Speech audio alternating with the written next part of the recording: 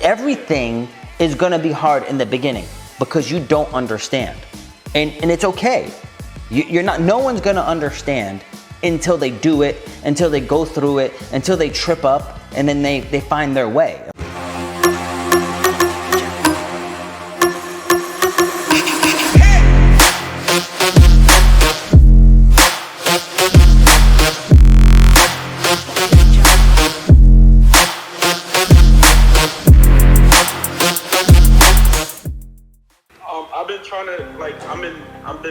I'm 19 years old. I'm 19 years old and I really want to start my own real estate business. Okay. All right, go ahead with your question. I had a mentor that, he was willing to guide me, and, sad story that he died of cancer lymphoma. Wow. But I'm going through real estate school now, and I finished it. All I need to do is take the state test, and right now I'm trying to find my first property and find something that I like, that I can do, that I can handle. I've been saving for a long time, but I don't have enough money to buy a house that I can do, a fixer-upper, or it don't matter. How much have you saved up so far? I say like 20. I can get to 20, but I'm close to 20. Okay, so make sure that you're saving a lot. Okay, I saved about $32,000 by the time I was 19, and I was making like $8 to $12 an hour. I was working a lot, saving all my money. In addition to that, you can use some of your 401k if you have one. If you don't, you can get some money gifted to you from your parents. You can also get some money given to you through different non-for-profits for first-time home buyers. So those are different areas. Don't rely on all those other areas. It's great if you get them, but don't rely on them. You have to rely on yourself, and you gotta save all your money.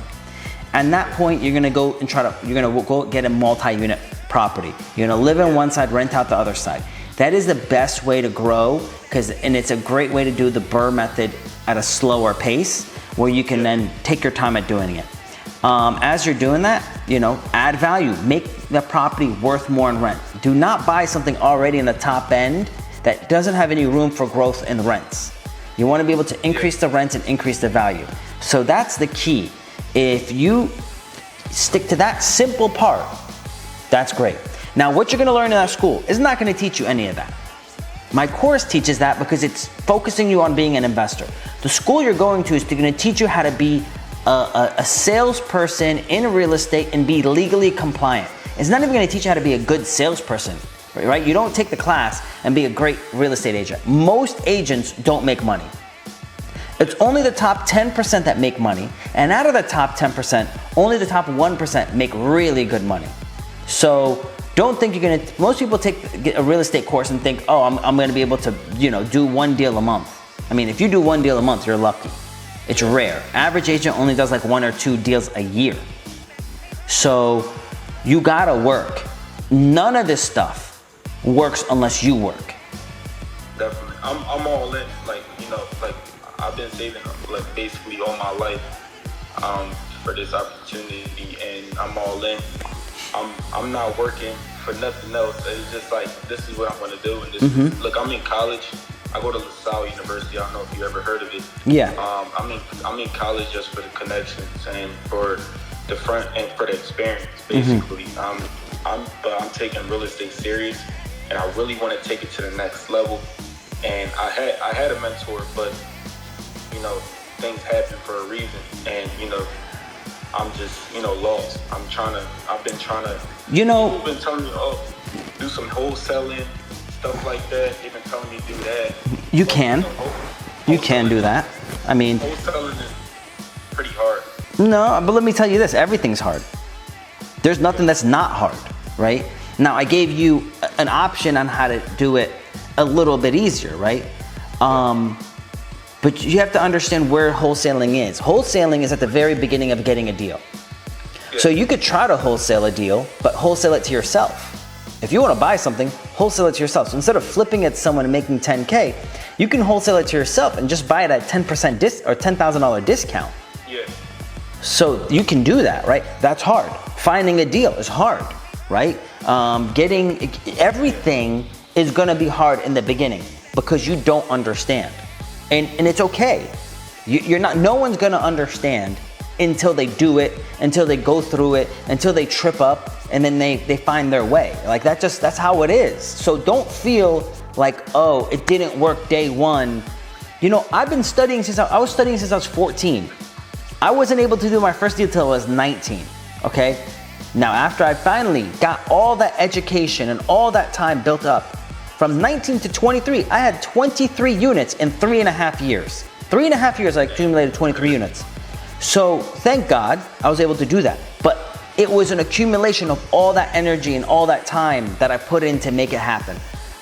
Don't feel that you gotta make it happen day one, right? You know what they say? They say, you know, it took 10 years, it took 15 years for that person to become an overnight success.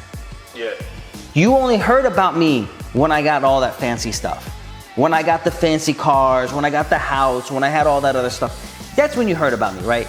But prior to that, who was I? Some guy grinding it out that no one was paying attention to till I finally had so much property and making so much money that I bought all the other stuff because I could afford it and it's like nothing to me now.